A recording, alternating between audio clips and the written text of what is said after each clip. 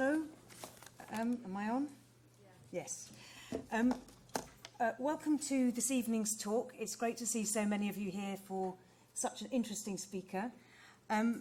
Hilary Cottam is a fantastic and original thinker.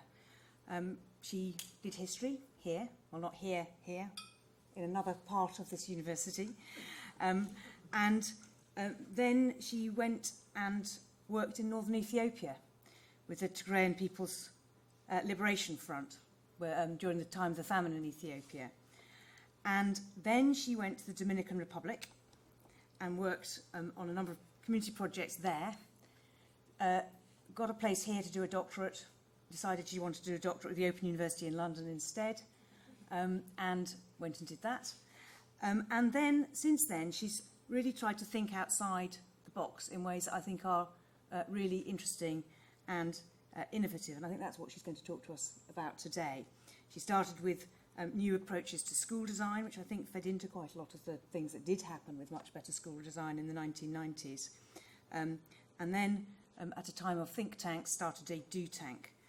She was a director of the Design Council, where she led a unit that thought about design-led approaches to public services reform, and won an award for that. She was a UK Designer of the Year in 2005. And then in 2006, she started a project called Participle, thinking about new models of welfare and how we could reshape or adapt the welfare state for the 21st century. Her ideas are interesting, they're provocative, they're difficult, and I'm really pleased that she's here to talk about her book, Radical Help. And here she is. Thank you.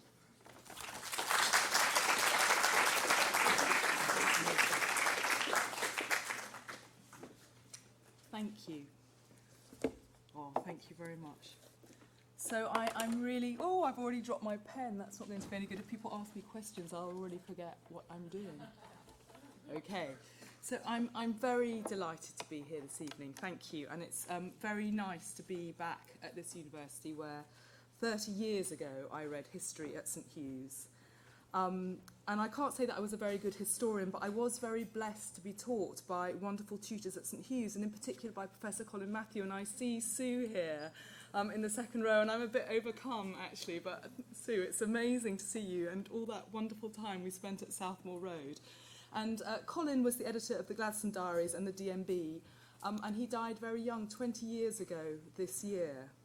And I think that I wanted actually to take, I didn't know Sue would be here, but I wanted to take a moment actually to honour Colin today, because I think that I am obviously, you know, the sum of my teachers.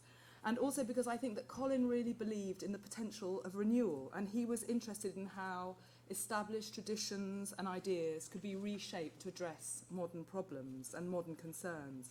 And it's in that spirit that I actually want to talk this evening about the welfare state, which is a very venerable institution, but one that I think is in need of radical help. So the British welfare state is this brilliant and radical invention, and I think it's probably the biggest social innovation that the world has ever seen. And the Beveridge report, I've got my copy here, was very much informed by academic thinking, but also grassroots ideas, trades union movement and everything else.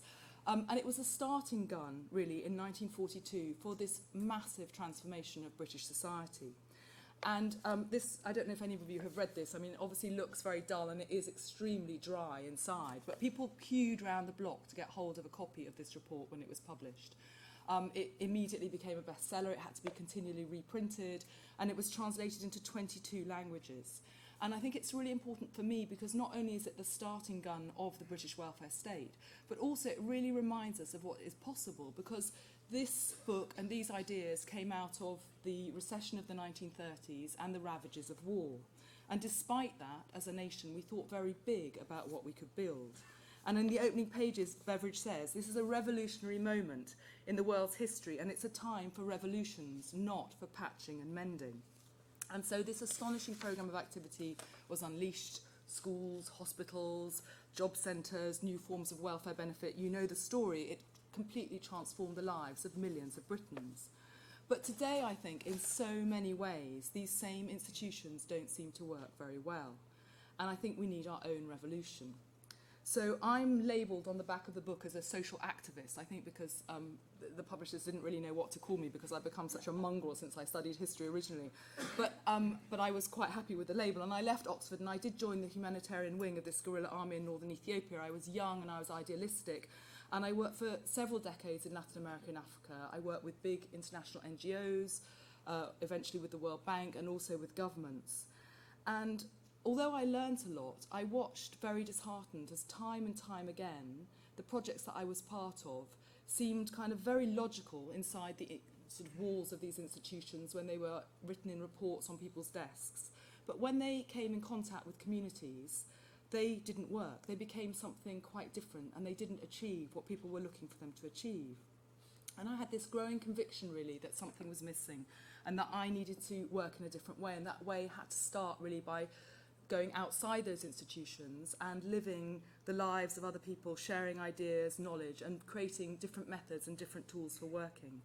So today I live and work in Britain alongside people who are facing some of the toughest challenges of this century. And I ask, if we had the power, if we had the tools, what would we actually do? And I get to know people like Stan. Stan is a gentleman in his 90s. He lives in the centre of London. And from his small flat, if you open the windows in the summer, you can hear all the bustle of the street, of shops, cafes, the libraries close at hand. But Stan doesn't see anybody anymore. He's one of 2 million people in Britain that only speaks to somebody once a week. And he had this incredible life. He was, in the army. He's got lots of interests. He's a demon backgammon player. He's a kind of committed Arsenal fan. And so I said to him, well, what would you really like to do? And he said, well, what I would most like, really, is to hear the music that I love, big band music, Frank Sinatra, and I'd like to hear it in the company of other people, which was something that gave me the germ of an idea. And I also get to know people like Ella. So Ella is a mother who lives on a very tough and run-down estate. And like many of the mothers I work with, she's got 2 mobile phones, and one of the phones is to keep what she calls the social at bay, and the other is to talk to a very small network of family and friends that she trusts. And she and her family suffer from a whole range of very complex issues: domestic violence, debt, children have been excluded from school and have got a whole range of challenges. And one of the reasons that Ella has to hide behind these 2 mobile phones is that she's completely terrified that somebody will take her children away, because almost everybody on the estate where she lives knows somebody that has happened to. And in her life there have been 73 different professionals working with her and her children so far, but none of them have made a difference. And what she really wants is just for the welfare state to walk away and to leave her alone.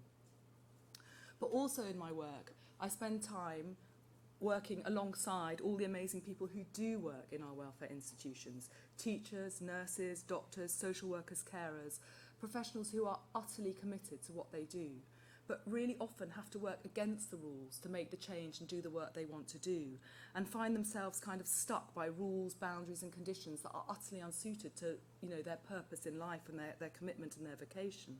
And so I think that this is the problem, that the welfare state, which was brilliant in a different era, was designed for a very different era, for a different economy, a different set of social relationships and a different set of problems. It's not working for Stan, it's not working for Ella, it's not working for all those professionals within the system. And so, as I argue in Radical Help, I think that we've actually come to a point where the welfare state, as it is currently conceived and designed, is actually beyond reform, that we have to think again.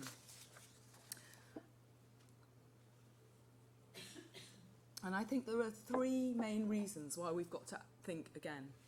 And the first is that we face new problems like loneliness, depression, chronic disease, the pressures of demographic change, migration, critically, the challenge of living on a fragile planet. And these are problems that weren't foreseen when our welfare state was designed. And I think what's important is not just that these problems are new, but that they're different in nature, so they need a different response. Because if we think about Stan's loneliness, for example, I mean, Stan isn't actually alone. The World Health Organization have said that loneliness is such a pressing problem, it's a bigger killer than a lifetime of smoking. But what should we do? We could appoint a minister. In fact, this government has tried that. We could fund lots of money for new services. We could find the money. But actually, this isn't what Stan wants. He doesn't want to be befriended by somebody. What he actually wants is what we all want in our life, which is to find good company, to do things that we really like with people who really like us.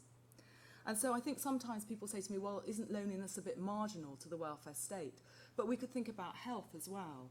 It was, much loved. It's still considered, well, it is still much loved, and it's still considered to be the jewel in the crown of our welfare systems.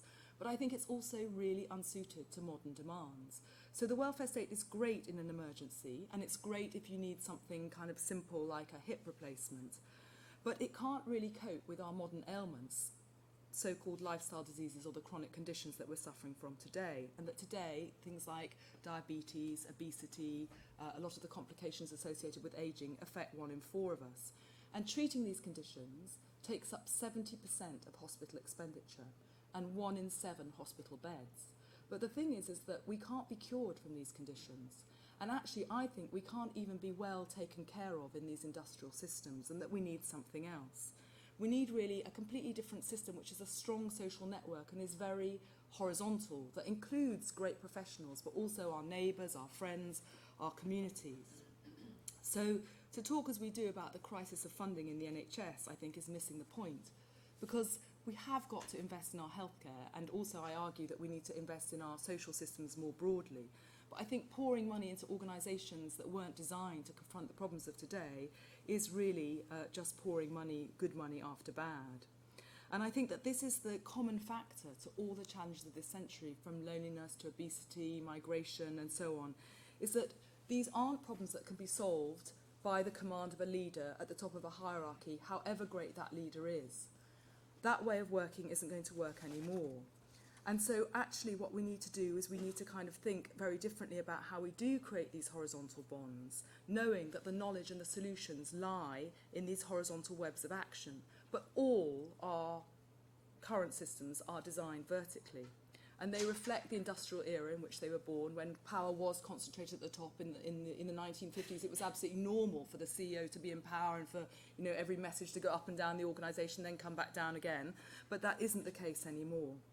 And these systems were designed to command and control, and they were designed to keep us at arm's length at the very moment that actually what we need is participation, broad, deep participation to solve the problems we face. So that's problem number 1.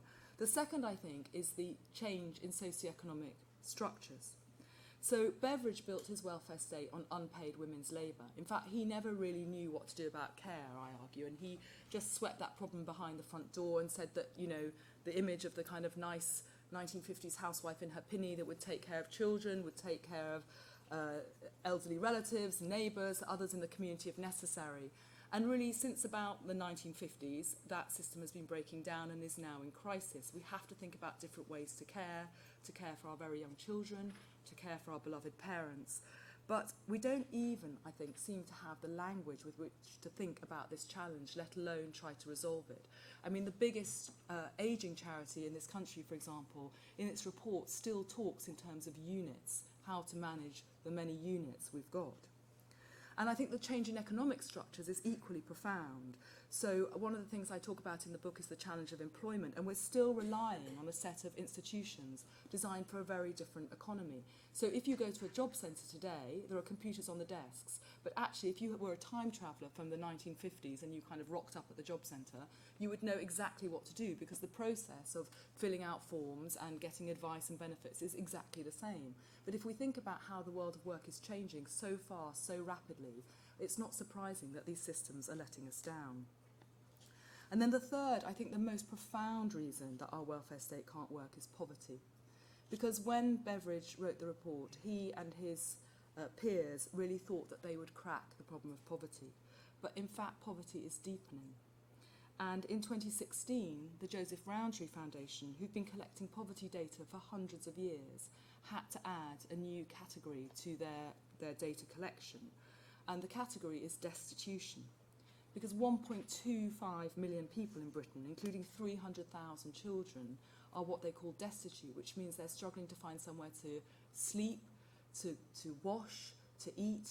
They don't know what's going to happen to them on a to themselves on a day-to-day basis. And last year, at the end of last year, of course, we were visited by the UN rapporteur on poverty, who talked again about these grave challenges. So I think sometimes it can feel as if we've gone a full circle. But again, there's something that's very different, because today, most people in Britain who are poor are in work, which is an idea that would have completely astonished Beveridge. But nearly half of all working families in Britain are supported by benefits, as the welfare state has to subsidise private companies that don't pay wages that are high enough to live on. So, I mean, many of you might be familiar with this, but I still think it's really shocking that 1% of the welfare budget goes to support unemployment. That will be about 2.3 billion this year, but almost 70 billion goes on in-work benefits. And the thing is that, of course, families need those benefits to survive, but no one wants to live on handouts. What we all want, really, is to do a good job, to have a good job, and to be able to live on what we earn. But as the inequalities between us grow, driven obviously in part by the changes in our economies, these huge gaps have opened up between us. And so we don't any longer live close to each other. I was talking earlier this evening about the dramatically changing geography of Oxford since I was an undergraduate here. We don't go to the same schools, we don't join the same things. And this matters because study after study has shown that who we know is going to determine what happens to us in the end. It's going to determine what kind of work we'll find. It's going to determine what kind of healthcare we receive. It's going to determine who takes care of us in the end. And in fact, the work of Mike Savage, for example, at the LSE shows that who we know is going to override even the factor of whether we are lucky enough to get a degree from this university. So I think that the challenge of modern poverty is it's a challenge of money, but it's also a challenge of relationships. And the existing welfare state can't even see that challenge, let alone try to confront it. So at the very moment that what we really need is these strong horizontal bonds between us, we don't know each other anymore, and we have a set of systems that can't really grapple with that. So in 1946, Beveridge actually wrote a third report. And in it, he said that he thought that the systems that he designed had a problem. And this report, which was called the Report on Voluntary Action, wasn't very well read for all kinds of reasons. It was a report put together with the voluntary sector, who were very keen on kind of fighting each other and not very keen on looking to the future, which again has, I think, some interesting parallels with some of what's going on today. But what Beveridge said was that he had made a mistake and that he had left out people and communities, and he'd ignored really the crucial role of relationships, and that this was beginning to stifle dignity, creativity, and the ability of us to invent new ways forward. So as I say, at the time, no one really listened.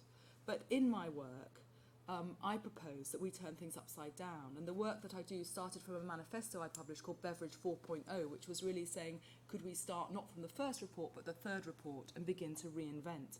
And start again with people, with us, and with the bonds between us. What would happen if we started to invent not within the institutions and not with the questions about how can I make this service better, how can I improve this institution, but rather with questions of how are you living, what do you need to support you as you're living now, what does flourishing mean to you, how could you be supported to thrive, what do you need, and how can we really reconnect to one another. So I've made the astonishing discovery that 80% of the resource in our current systems, when I work alongside systems and work anthropologically in the services, is spent on keeping people out, on gatekeeping and managing the queue. So you join the queue is managed, and you're referred to someone else, and so on. So for me, the big question is how we can turn that on its head. Because if the most important thing would be our connections to one another, how could we begin to design systems that don't keep us out, and don't keep passing us along like parcels, but in fact let us all in and ask us all to be part of reinventing what the future could be. So if we go back to Stan, the gentleman who lives alone that I talked about in the beginning, of course, ageing was not a problem when the welfare state was invented. Beveridge and his peers thought that we'd be very lucky if we lived 8 years maximum beyond retirement. But of course, most of us are he thought everybody would die at the age of 70. But most of us are living at least 20 full, healthy years beyond retirement. And of course, in a large part, this is due to the success of the welfare state. But I think that although we celebrate our birthdays and we see growing life expectancy as something that is kind of important above everything else, we do have a fear stoked by this constant discussion of crisis, of how there's not enough money to go round, what's going to happen to us in the end. We know that 1 in 10 care positions in Britain today is vacant because so few can bear to do work in the conditions that they have to do it for such low pay.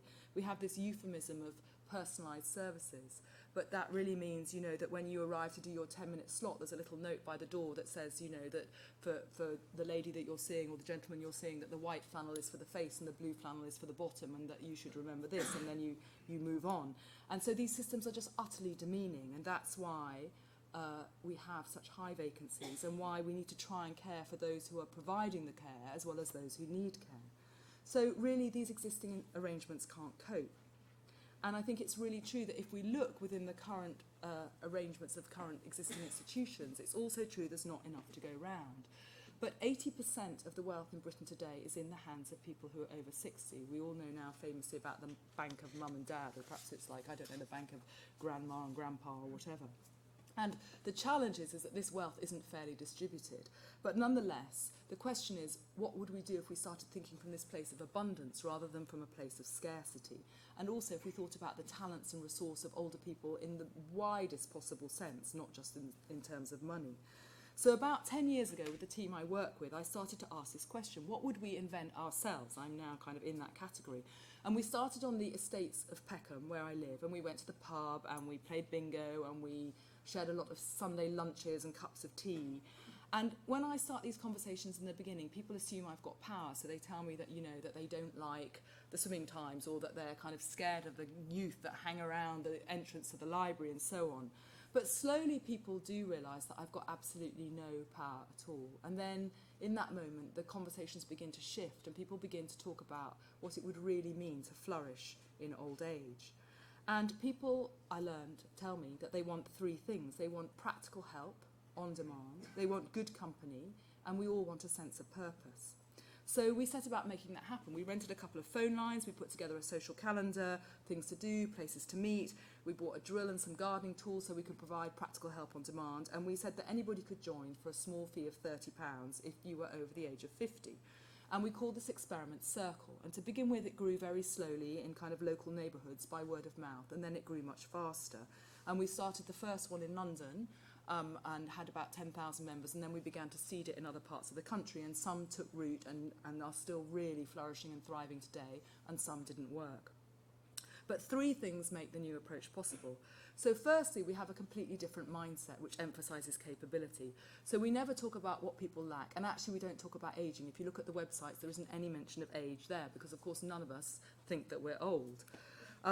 So instead we started with what people would like. Stan wanted music. I'd met loads of people who liked a similar kind of music, so I thought, well, they could connect to one another. And in the beginning it was really rudimentary, just playing music down the phone, and then gradually kind of using, you know, improving the service as we went, and also beginning to connect people together who'd spoken on the phone, and then felt, in Stan's case, he then felt brave enough to start to go up and out again.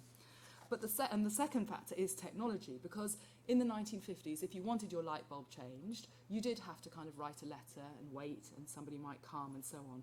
But it doesn't need to be like that anymore. So at the heart of what we do, which transforms the cost radically, is using really simple bits of technology that are available already. So very simple customer relationship management systems, for example, that all businesses use, so we can keep track of everybody, we know who likes who needs what, and so on. And then we have this 0800 number, which you can call for free.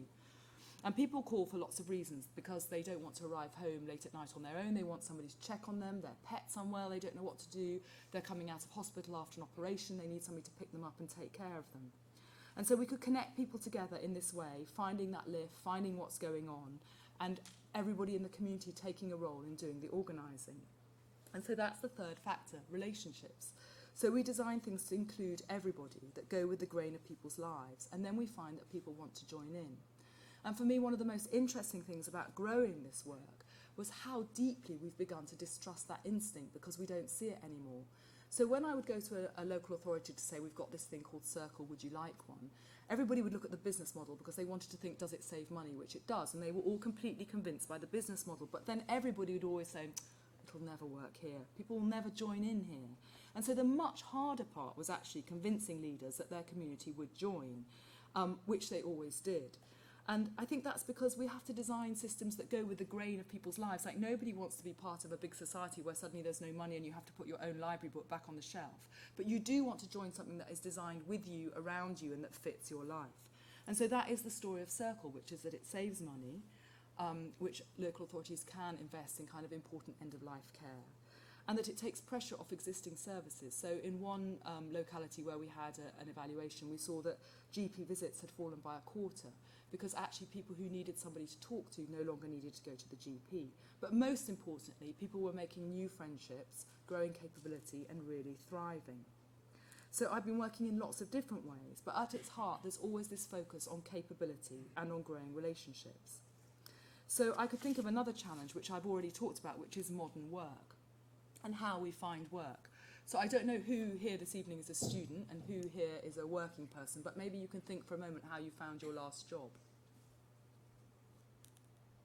Because most people find work through someone they know, and that might have been the case for you. Lots of people are nodding. And actually, even if you respond to an advert, probably a friend shows you an advert, or if the headhunter calls you, some friend tells the headhunter to call you. And this is typical, because today we find work through people we know. 8 out of 10 jobs in the UK are never advertised. So if you want to work, the very, very worst way to find work is to be part of our welfare services, where you have to go and join a queue with lots of other people just like you and wait in line to kind of fill out job applications to prove that you're worthy to receive your benefits, because you're meeting the same kinds of people and there's hardly any jobs to apply for online. So it's not surprising that these services, which cost millions to run, have a 66% failure rate. When I work in the job centre, I meet people going around for the 2nd, 3rd and the 15th time. So we started another experiment, and we persuaded a manager of a job centre in South London that we could put up this false door, and we put up this massive poster which said, "Get me out of here." And we said to anybody that wanted to come through and try a different approach, they could give us a £5 and they could walk through our fake door. And actually so many people wanted to give us money that we had to kind of keep raising the price until we had too much, well, not too much money, but we had too many people. And people want to come because they want to flee the stigma of the job centre. So one really important thing about punitive political narratives is that people internalise them. So in the job centre, everybody thinks that they're looking for a job and that everybody else is actually a scrounger. Of course, everybody is, well, almost everybody is actually looking for a job, but people are kind of unwilling in the beginning to kind of connect to one another because they're so worried about now who everybody else is. But they also are convinced, and they're right, that standing in a queue isn't going to find them work, and they want to work. So we created a new community. We start very small. I kind of tinker. I kind of do small things with people. We invited everybody who came through the door that day back to a pub and a cafe, and then we kind of experiment with things. They don't work. We kind of try again. And what we did was we created this community of people in work and out of work, and we run sessions in kind of local places. And we develop very simple tools, because what happens in the job centre is people say to you, so how long have you been out of work and what are your skills and qualifications? And we say, what do you dream of doing? And who is the next person you need to know to help connect you along that line? And if you come, it feels like a bit like a kind of mix between an Alcoholic Anonymous meeting and speed dating in the kind of sort of activities that are going on. We started out small, using mobile phones to connect people, but it's not a kind of LinkedIn for the unlinked. It is all about being part of a community, getting face-to-face, helping people because you know them and because you understand what they want to do. And we had a randomised control trial of this experiment on the first 3,000 members, which was done by PwC. I don't actually like these forms of measurement, which I talk about in the book, but I know that also one has to do them to kind of compete. And we found that 87% of our members were making progress, 54% of those who'd been very long-term out of work found work, and 100% grew capability. And it cost 1/5 of the cost of a traditional service. So, okay, but what about those who are really suffering, you might ask? What about people like Ella? So, as I mentioned, when I met Ella, there had been 73 different people involved in her life, and nothing had changed.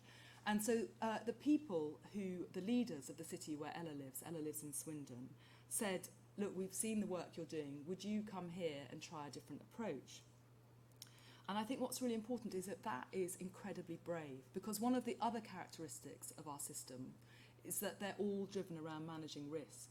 So nothing will go wrong if you just carry on with business as usual. But if you take a risk to change the framework and it doesn't work, then the wrath of politicians, media, us, the public, everything is going to rain down on you.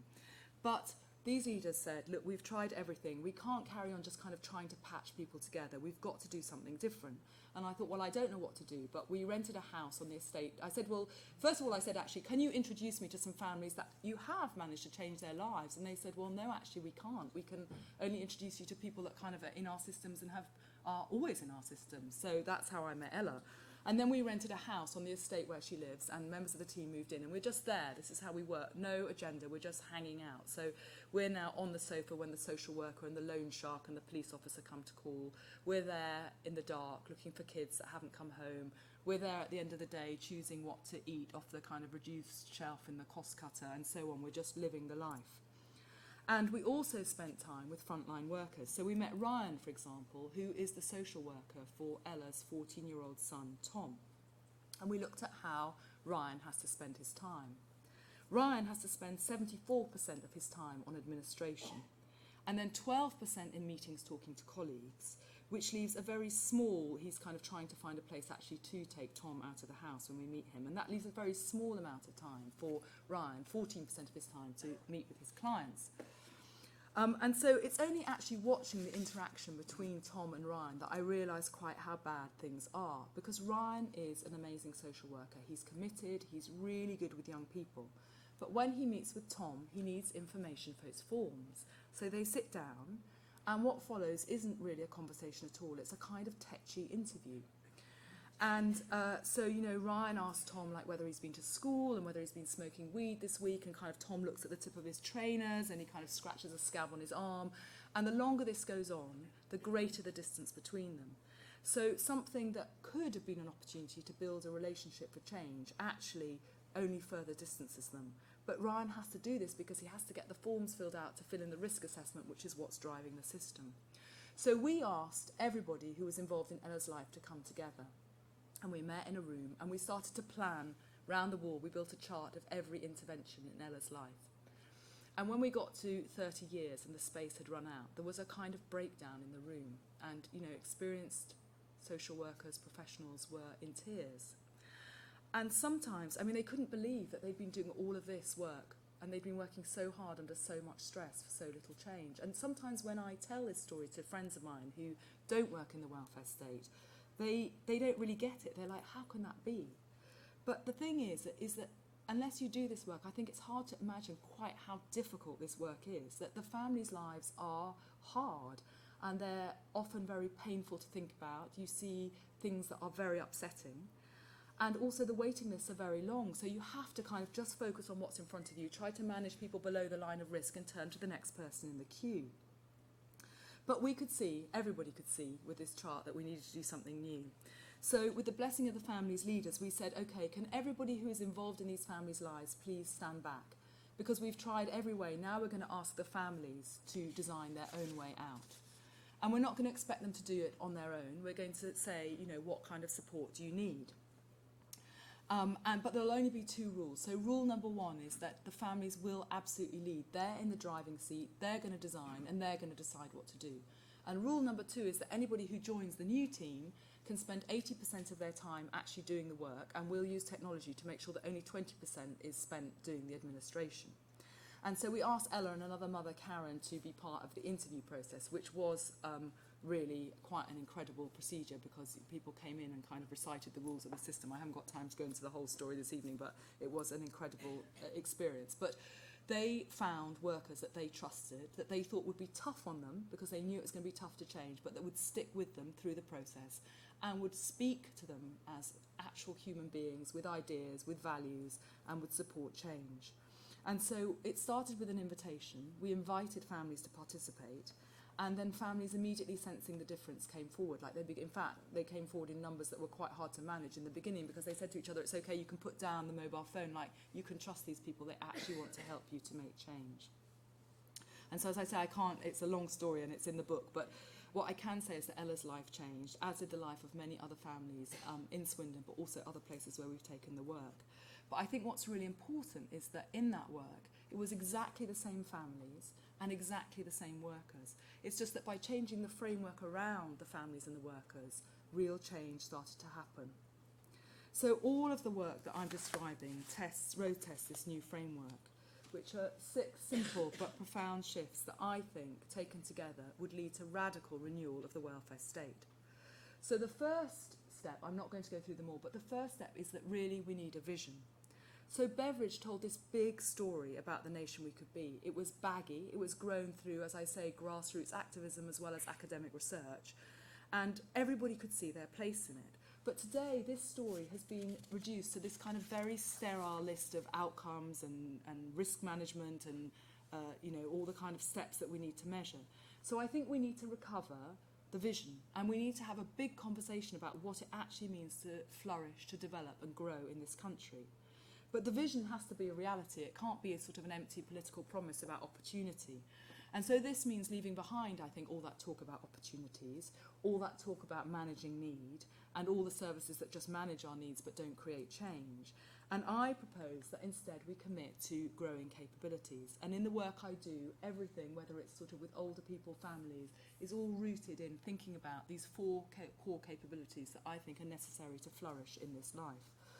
And this framework is rooted in the work of the Nobel Prize-winning economist Amartya Sen, who's done all the work on capabilities, and also the philosopher Martha Nussbaum.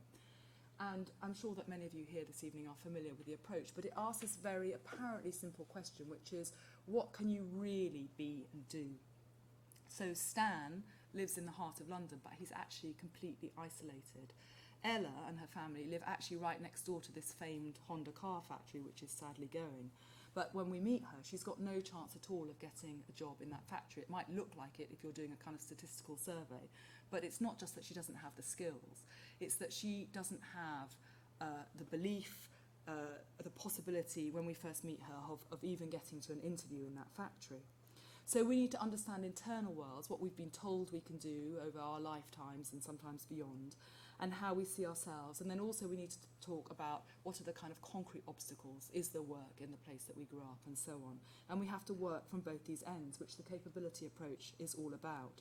And I think that what's also really important about this very simple question about what can you really be or do is that it shifts the power.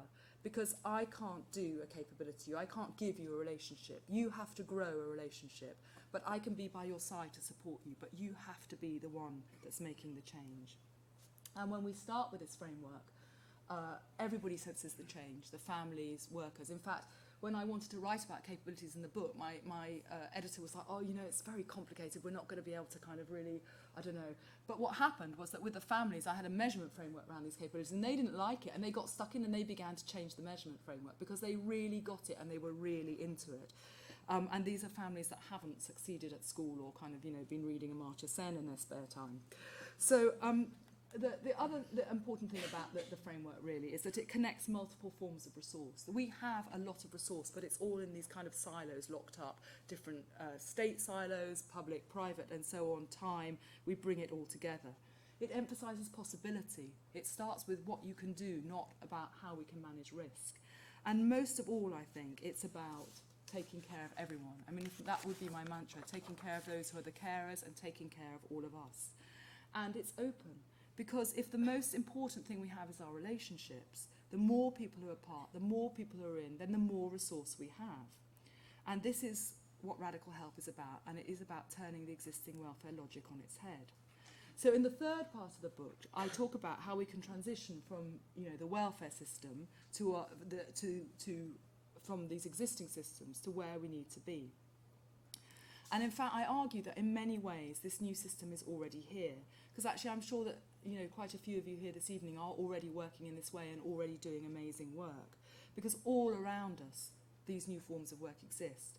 But the problem is that they're at the margins at the moment. It's hard to get funding, it looks very messy, often policymakers don't like it. But we need to nourish these new ways of working, and we need to find a framework that can help them to grow. Because when we change the vision, and when we have the new framework, it allows each of us taking our own small steps to be part of something that adds up to something very much bigger. And of course, this is how the welfare state came into being. In the 1940s, not everything was new, but a radical architecture allowed some new things to take root, some old things to be valued in new ways, and, you know, very different results happened, as we know. We also know that not everybody joined with enthusiasm. I mean, famously, doctors did not want to be part of the NHS, and they had to be kind of dragged in, realising that they wouldn't be paid unless they joined. So, again, we're going to have to do some persuasion, and we're going to have to do some invention, because, of course, there are gaps. But with the new framework, we can make the transformation. So Beveridge said that he was standing in a revolutionary moment, one that wasn't about patching and mending. And I think it's clearer every day that we are standing in exactly that same moment. And so I wrote Radical Help to show how I think we can seize that moment and we can really reinvent this original vision. Thank you very much.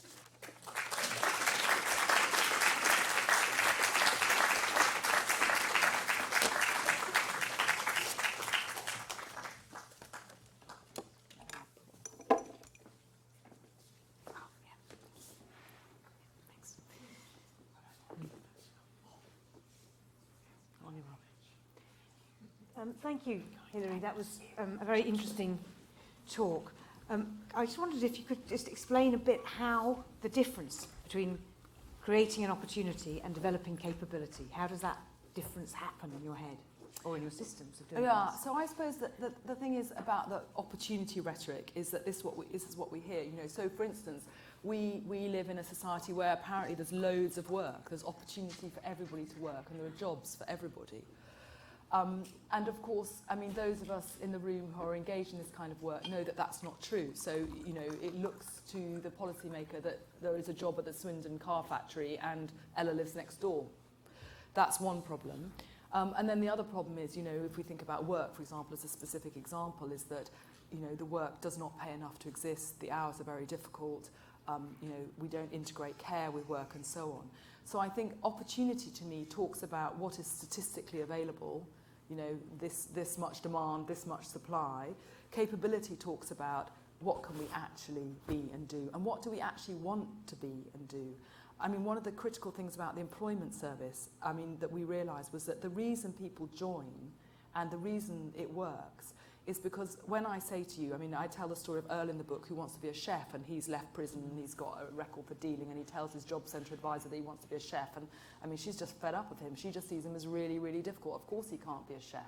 But what we say to him is, look, if you take this job doing the washing up here, but you stay with us, we will work with you so that you progress to becoming a chef. And then he's very happy to take the job.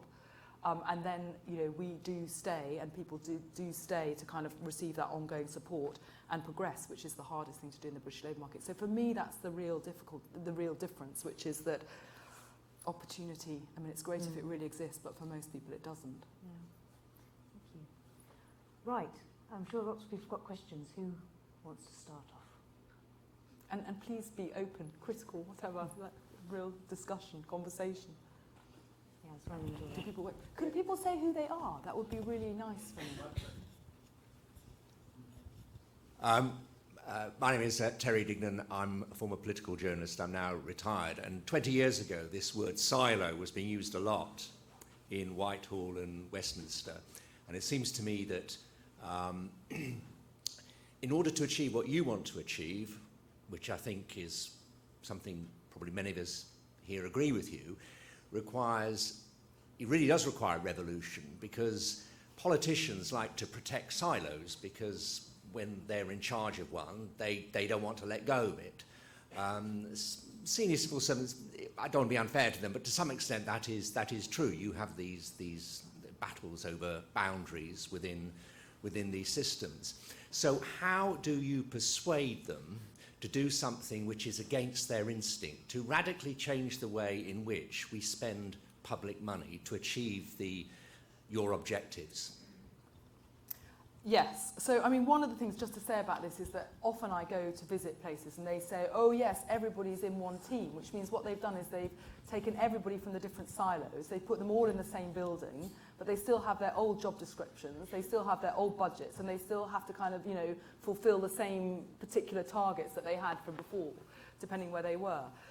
I think that at central government, this is, you know, it does require a revolution, and it's much tougher, and I kind of talk about some of the things we need to do in the book. But at local government, of course, it's much easier. And there is real radical, I mean, where we are ahead in this country is in some different kind of pockets in the country. And a really good example would be Wigan, where I've worked. And Wigan, we started off with the family programme on one estate, and then they grew it to another estate. And then what happened was that the cuts came in Wigan, and they knew that they couldn't continue. And so, in a way, this disaster was an opportunity for them, although what they would say was that it's only an opportunity because they'd already built radical practice. If the cuts had just come, they wouldn't have been able to do it. But what they did was they said, OK, we're going to use the principles of the LIFE programme to reorganise our entire local authority. And so they re-interviewed everybody in the authority according to the values. They did it in the most imaginative way. It was incredible what they did. So if you were a social worker, or if you were in the accounts department, or you were in HR, you went through this same process.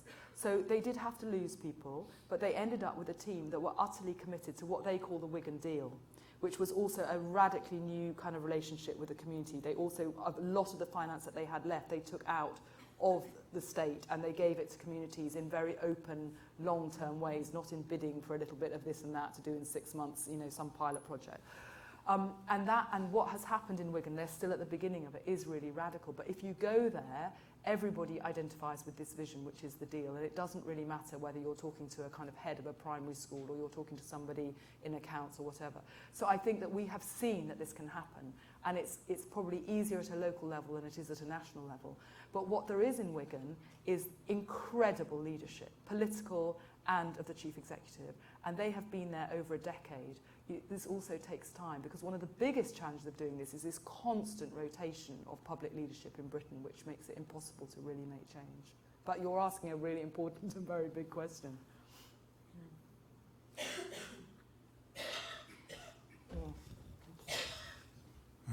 Stephen Yeo, the politics of all this are extremely interesting. Small p politics, as in Beveridge, funded that voluntary action report by the Friendly Society movement. Little glimmers before the 1997 New Labour, little glimmers of state politicians taking movements like cooperative movements, Friendly Society movements, self-help, collective self-help associations in that wonderful last peroration of voluntary action. So at last human society could become a giant friendly society, knights, etc., etc. A most beautiful quotation. That is a small p political task. And I don't want to be negative about Labour or anything like that, but I think it's true from Beveridge's biography that not once in the 45 to 50 Labour government, period 51, was Beveridge ever consulted by Labour politicians. And he, as you know, resiled from the actual shape of the welfare state. Anyway, all that's history. But there is a huge analogy between the way you, Hilary, are talking and the way people, I don't know, in the Solidarity Economy Association, the people who are trying to honour the legacy of Robin Murray and this associationist from below federal linking political project. And it's wonderful to hear about it being talked about in such a liberating and unpompous manner. Thank you very much indeed. Thank you. Thank you very much. Okay. Are any women in the room who want to discuss? Yes, Jen, just here. I'm next to Stephen Yeo, I think. She's a woman. Sorry. Sorry? Oh, I'm sorry. Was there somebody else? Sorry. I'm sorry. My sight's not great. No. We have two women. Okay, good. That's all right. We have two men. It's okay. Thank you. My name's Josie Harris, and I... Oh my goodness, how wonderful that you came. About a million years ago, I wrote a biography of Beveridge, and I enjoyed your talk very much indeed, but I felt, in a way, that you missed a trick, in that I think you could have far more fully drawn out the fact that Beveridge himself, in his old age, and when he wrote his report on voluntary action, was moving very radically towards precisely the sort of themes you've been talking about.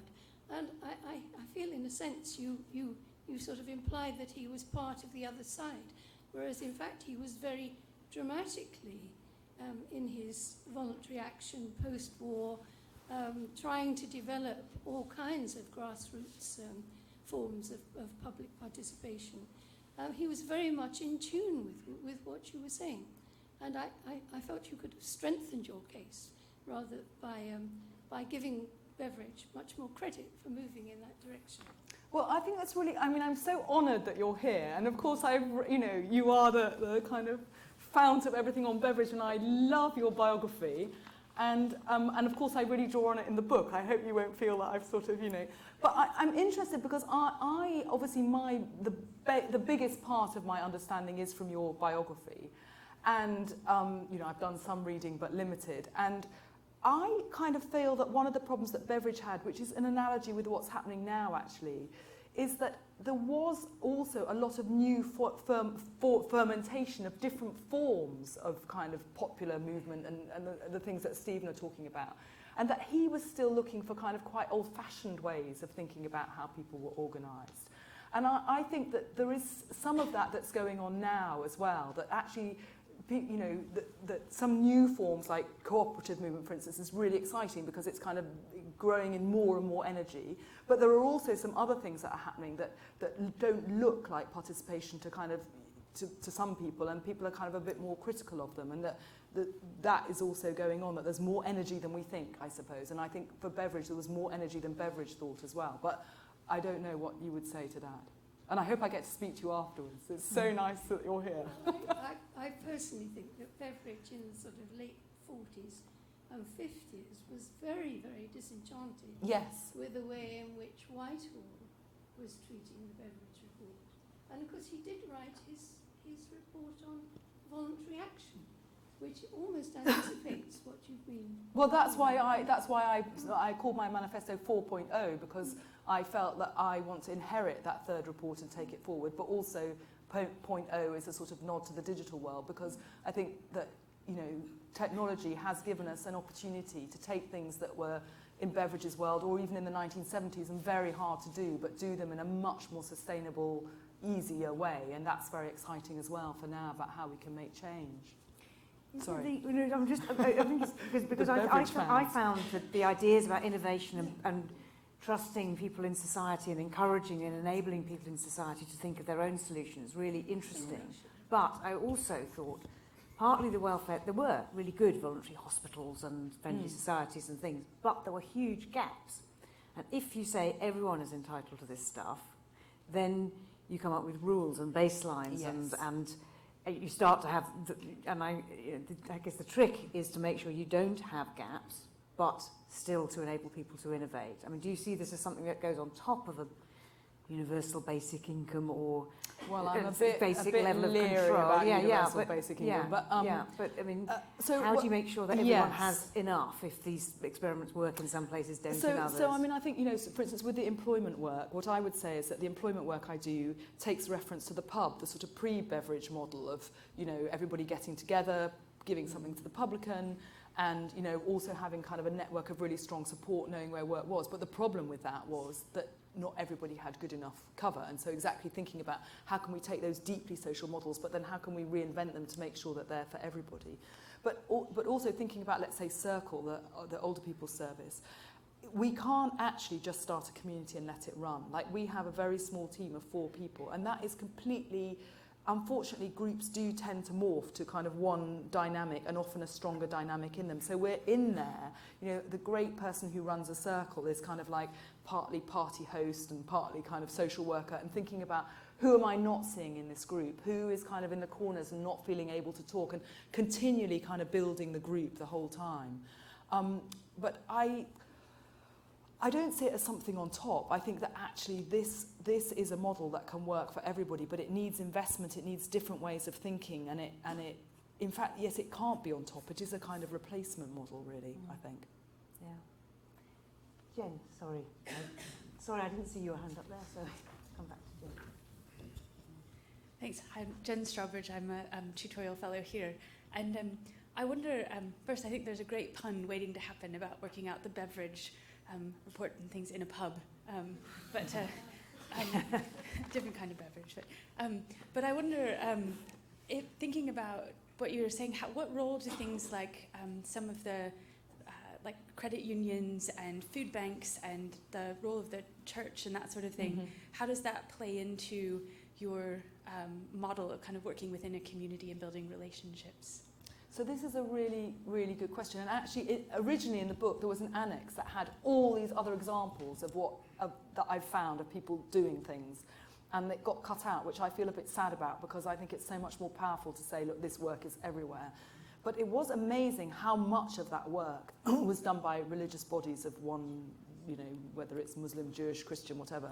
And I think, of course, that is because, you know, religious support has an idea of development, and the person, it doesn't have this idea to the first question about a silo and, you know, we'll take you just till you get to this point and fulfill this objective, and then we'll turn to the next person. There's a very different kind of relational way of thinking in most major religions, which I think is really important. One of the things that I really learned from and actually shocked me quite a lot in the work was that, again, if we kind of take Circle as an example, when we would take Circle, we started in Southwark, but let's talk about Rochdale Circle, for example, we would go to Rochdale and we would live there and we would find what is everybody doing so that we can not replicate what's already there. If there's already a kind of great local organisation doing something, then we'll put that on our platform and we'll kind of send more people to them, but we won't kind of offer that ourselves. And generally, everywhere we went, we found that small, community-rooted organisations thought the work we did was really amazing because we could work together and it would kind of, you know, there was a symbiosis. The people that really, really did not like us and often tried to see us out of town were the very big third sector organisations who, for example, in the case of ageing, thought that, you know, older people are their people and they're getting, you know, statutory money to provide certain statutory services. And if people do take up this very strong tradition, which, you know, is on the left and the right, actually, in Britain, of kind of, it manifests itself in different ways, of people kind of doing things for themselves with support, that would be very, very threatening. Which I think, again, is a shame because, you know, back to Joseph's point about the voluntary sector, that isn't where the voluntary sector begun, but through a kind of process of marketisation, financialisation, neoliberalism, that is where, unfortunately, many of those organisations have ended up. But, yeah. Thanks. Hi, I'm Kate Rayworth. Thank you for your book and for this wonderful presentation of it.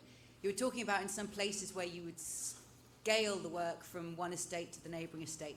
What about how is it spreading? So places that you can't go because you can't be everywhere and your team can't be everywhere. Is there some kind of, I don't want to oversimplify it, but a toolkit, something open source, so you know, in a deprived area of Oxford, because there's plenty around here where your team can't be there, but somebody is inspired. How could they start to do this? I mean, you just said there was an annex of lots of places that they were doing it and it had to get cut. But is there somewhere online that they could go and learn from? No. It would be so amazing. So I think one of the challenges is that, I mean, first of all, partly naively, I thought if I wrote a book, everybody would read the book and go off and do it. But actually, of course, what happens is that everybody just says, oh, can I come and meet with you? I mean, you know this from your incredible book. So then, like, it becomes, I'm at home with an email and I can't manage it and I can't actually read the email I receive and I don't even know what's in there. You know, there might be an offer from somebody to fund a toolkit, but I haven't found it in the thousands of emails I'm getting. After 10 years of Participle, I ran this hub and then I kind of seeded other stuff, or not I, but, you know, with the team. And I realised that this model couldn't grow. I actually went to a very big, probably the biggest funder in the country and said, I can't grow this anymore, but we have learned, and what I want is to put it in a box, make it freely available to everybody, and everybody can use it and kind of invent. And the answer was, well, but how would we count the beneficiaries? Literally. So it doesn't exist. And I mean, but everything is so simple and so doable that it could exist. And I think there's a real kind of hunger for it, basically. And it would be a much better way to go than you know, me being, you know, because it will happen in a much better way that way. So yes, if you can bang the drum for that, that would be amazing. Thank you. Two hands in the middle there.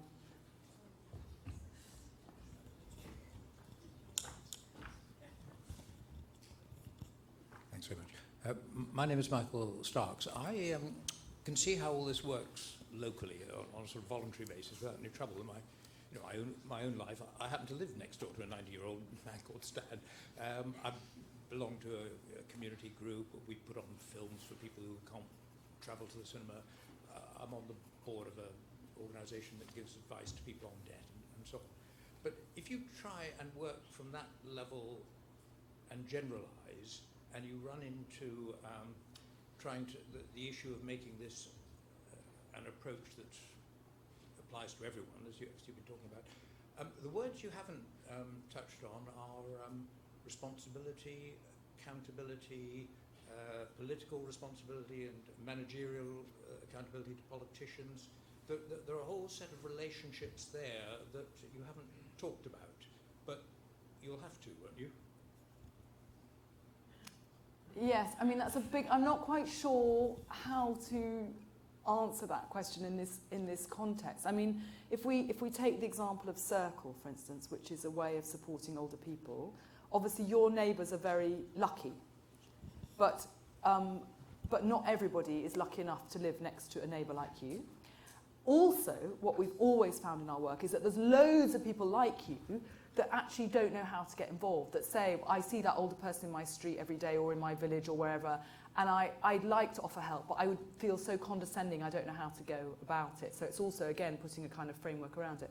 But there is no reason whatsoever why, with the digital spine that we've invented and the box that Kate is suggesting, that every single community in Britain could not have this, and it would be utterly, utterly transformative. I think that's a matter of political will and some kind of small funding, but I don't know about accountability. Well, I suppose what I was driving at is, I mean, we've seen cases where people who've been directors of social services for local authorities have been really pilloried for missing something vital in a case of social need or abuse or neglect or whatever. Yes. And they have at the moment, for better or for worse, a responsibility for some kind of comprehensive awareness. They keep records of who's where, I mean, you know, they're the people for whom the forms are filled in. And there is a sense in which if they miss something, they have to answer for it. I can't quite see how that would arise in as free-flowing set of relationships as you picture. Well, can I give you a really good example? And there could be gaps. Yes. So the first thing is I would say is that, look, no gaps could be more serious than we've got right now. So when I started this work, in fact, I mean, the whole narrative has moved. When I started this work, you might remember conversations about postcode lottery. In the beginning, nobody wanted to support me because they were like, oh, we couldn't possibly do that because the one in Dartington might look different to the one in Oxford. And now, actually, we've realised that, well, actually, it already looks quite different, so let's not worry too much about that. But if we go to the very serious questions that you're asking, one of the things that happened very early on with the family work in Swindon, so remember that millions are invested in these risk systems, that so many people have forms on them that all you can really do is be on a computer. You can't get any developmental support, but you're logged, you've got a statement. What happened very early on was that a family came forward of children who, I mean, the children came forward who were being very badly abused. And it was a complete moment of shock that utterly transformed, because of course there were people who joined us, but there were plenty of people who sat there going, yeah, we do that already, and there were lots of other people asking quite important questions like you're asking about risk. But what happened when that family came forward was that everybody thought that they knew everything. They thought they knew they might not be offering the support that was needed, but they were convinced that they had everybody on their list. And this has happened everywhere I've been to work, which is that again and again, all these cases have come forward that nobody knew anything about. And at the same time, I mean, that's not great for me because those, you know, I'm trying to prove that we save money and we get all these more people. But at least you're spending money where it needs to be spent. And at the same time, what happens with our families is that children that are in care come back out of care. And so I think what happens is like a kind of slow shuffling of the pack, which is that once we've actually got honesty, once we've got trust, once we aren't kind of trying to kind of manage risk through forms because we have teams where people, I mean, the team that I started in Swindon is still there today, and this work is so difficult, and that is because they're well taken care of. They earn the same salaries, but they have really, really good clinical supervision. They kind of do the work. And so, of course, everybody knows when they sit down and discuss cases, it doesn't have to be kind of on a form. We know it's a completely different way of managing this risk, which actually is a real management of risk rather than being on a form. But if we just have these really anonymous systems, then that, and as you've seen, you know, people are attacked, but I would say that it is impossible for anybody to be expected actually to be personally responsible for risk in the systems that we have right now. It is not right to attack people. And that we can keep investing more and more and more money in those systems, but it will never manage the way that we want it to be managed. The other thing I would say, which is much more controversial, you know, is would we like to have a conversation about this? Because it's so expensive to manage risk in that way. Would we like to say that we're a society where actually sometimes things go wrong? But what we're going to do is we're going to invest as much as possible in using all that money to provide real developmental possibilities rather than just keeping forms. And personally, I would prefer to kind of have a little bit more risk. But, I mean, some people wouldn't. I mean, that would be something for a kind of national debate. Paul, and then down here. Yeah, so, yeah, Paul, and then this person. Paul Flather. Your very uplifting talk has made me think about, and I wanted your views, on the word us. It seems to me that, in a way, your ideas are also a sign of the times, that the us that maybe existed when Beveridge was there was a little bit more coherent and homogeneous. And the great problem for Britain, not least reflected in the Brexit divide, but also being continued, because we haven't, after 2.5 years, been able to resolve the differences between us in society. I mean, we've had very bad political leadership, but that's another question. So I think us is complicated in Britain now, and the biggest factor in the pro-Brexit vote, according to all the surveys, I'm afraid, was migration. So I wondered if you wanted to reflect a little bit on that. I mean, we've had this new thinking from David Goodhart about, people who are somewheres, and they would fit in well into your analysis. But then we've got the anywheres who sort of think of themselves in some sort of digital or global or urban or international network. I love the idea of capabilities, and I can see where it fits in very well for those in need. But the important thing is to think of capabilities, it seems to me, for everybody in society. So we've got to think about it. We've got to somehow implant it in education, in the way we teach youngsters to think about themselves, which is a long-term strategy, and I know you know that, you agree on that, so that we include also successful people. We've got to have, this system can only work if those who are kind of comfortable, successful, and not in need contribute to your idea of the community. So I wonder if you could talk a little bit about that and about the problems of being us. Well, I think the problems of being us in Britain are so tricky at the moment. Well, it's what you say is very important. First of all, I've got so much to say in response, but I do not think that capabilities are for Ella and her family there for all of us. I mean, my teenage daughter is here this evening. I want her to be part of an education system which is about learning as a capability, not about getting exam grades. But unfortunately, all our young people at the moment are in a factory which is about exam grades. So this is something we need to change for everybody. If I go back to the employment service that I talked about, if you come to a meeting, you will find there a kind of senior person from JP Morgan and Earl the chef. It only works because I found a way to get all those people in the room together. And the senior person from JP Morgan might be a bit like your person, I'm sorry, I've forgotten your name, I would never be a good politician, but who's there because they're kind of an amazing citizen and they're kind of giving back. But then also we had kind of young managers who realised that if they kind of mentored people, they could put that on their CV and that could help them get a promotion. So we're also thinking the whole time about how does this actually work for everybody. So definitely I think capability framework is not for people who are somehow left behind. It is absolutely for all of us. We all want to flourish in our old age, for example, and right now we're not going to unless we kind of rethink the system. But I also think that one thing that is very, very profound, because of course the divisions were very great when the welfare state was designed, but they'd kind of been changed slightly through war and everything else, is that one of the arguments I make in the book is that it's by taking part that we kind of erode that us. That actually a welfare state in which everybody is involved and does stuff and receives stuff and, that's what is going to kind of build the nation for the 21st century. It's not like a sort of negative thing that we should kind of get as few people as possible, because it's actually being part of projects that makes a difference. And so again, to go from that kind of big idea that, the welfare state is an active project that we all need to be part of, to the micro. When I started Circle, I had a very sort of, I had a kind of nervous idea, I suppose, about how all of this would work. And so one thing was that we knew our members very well. So I had a kind of quite clear idea that this person who, you know, probably belongs to a very right-wing British party and is a kind of older white pensioner, that if I send the helper who's the kind of young Afro-Caribbean, that's not going to work, so I better find somebody. And so we started like that. We started kind of pairing people with our own sort of, you know, weird ideas or, you know, of who us is. And we learnt so fast that was just completely rubbish, that we should just... In fact, the one thing we couldn't change was that we have to have this category of members and helpers, because men will only join as helpers. They won't join as members because they can't say that they need help. Because as the person who runs it says, you know, I can't ask for driving instructions, so I'm never going to kind of...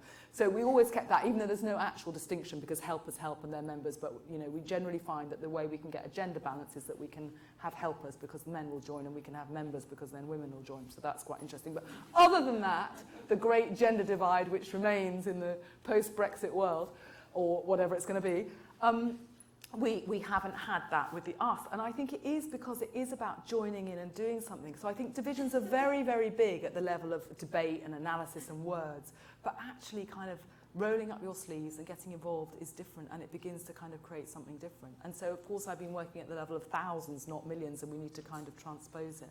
But I don't see that as a block at all to these kinds of models. In fact, I see the opposite, that people want to get in. And, you know, again, with Circle, we designed it in a really simple way. If you're a kind of young professional in the street, you can't give a couple of hours a week to kind of being a volunteer, but you can always bring somebody shopping home when you pass every day. That's okay, that's great, thank you so much. So, anyway, but it's huge what you're asking. Sorry, I'm not asking for microphones from every direction. My name is Sarah Fernandez. I work for the Oxford Hub, and we are doing a lot of work with children's services in Oxfordshire, looking at how to bring relationships into children's social care. Because there is no toolkit, we are sort of making it up as we go, and it's hard work, but it's doable, as you say, because a lot of it is very common sense. And a lot of people tell us, well, that's how we used to do it 30 years ago. Yes, exactly. What I am struggling with is the idea that we will do all of this work and it will be a pilot. And it may work or it may not work. But can you maybe reflect on what do you see that changed from there? Because you say we're standing in this revolutionary moment, and perhaps we are. But given the constraints that, you know, children's social care, local authorities funding, the type of workforce that we have, vacancies, who cares for the people who are caring. Given all of those constraints, I struggle to see how do we move from that pilot towards like a whole system change in a like step-by-step basis at the local level. Yeah, I think it's really a challenge. I mean, it is something I write about in the book. I mean, you know, I'm still learning about this, so it's not like I can sit here with the answers, but I think to make it work, it actually needs to be the reverse. That what you have to think about is the system change. So what we do in our work, let's say if we're doing ageing, is we map the entire system, which means services, informal things, where money's moving, you know, a subsidy to a swimming class, like everything. And then we think, to shift this system, where can we intervene that will begin to have the kind of biggest impact on this system? So then the piloting is already related to where you're going to go. And it already has absolutely every leader that will be needed to where you're going to go inside the pilot. Because otherwise, what happens at the end, I've learned to my bitter cost, is you have this amazing thing and you go to a meeting and you try to present it to somebody and they weren't part of it, and it's always going to be a pilot. And can you talk about that in the context of life specifically? Because you talk about how that gets cannibalized by the rest of the system, not quite liking it. Well, in the beginning, yes. That's what I was saying. And then there was this moment actually related to risk when people saw, because they were so convinced that their system managed risk and ours was going to be so risky. And it was only when we began to, and in communities which, you know, in cities where people do, I mean, in Swindon they had a very, very good grasp of their population. So they thought they knew everybody and everything, rightly so, not because they were arrogant, but because they, you know, and so when they saw that they didn't, that was a turning point.